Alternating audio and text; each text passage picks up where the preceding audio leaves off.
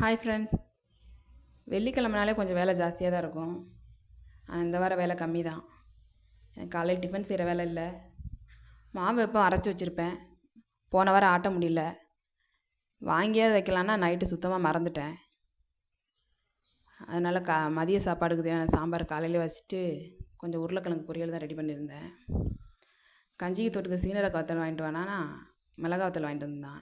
சரி, அதையும் வறுத்து வச்சுட்டு சின்ன வெங்காயம் பச்சையாக கடிச்சு குடிக்க பிடிக்காது. அதனால் கொஞ்சம் உப்பு போட்டு லைட்டாக எண்ணெய் ஊற்றி வதக்கி வச்சுக்கிட்டேன்.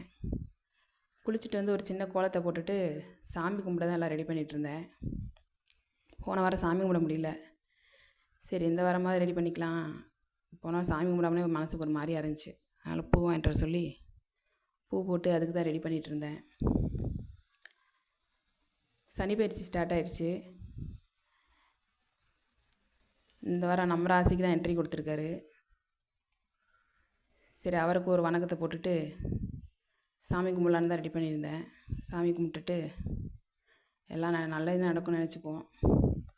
நல்லது நினச்சா நல்லதே நடக்கும் அப்படி தானே சொல்லுவாங்க. எல்லோரும் நல்லா இருக்கணும் ஒரு பூஜையை போட்டாச்சு. இப்போ தான் ஒரு பாசிட்டிவ் வைப்பாக இருக்குது. அப்படியே பசிக்க ஆரம்பிச்சிருச்சு. கஞ்சி குடிச்சாச்சு. வீடியோ பிடிச்சா லைக் அண்ட் சப்ஸ்கிரைப் பண்ணிக்கோங்க.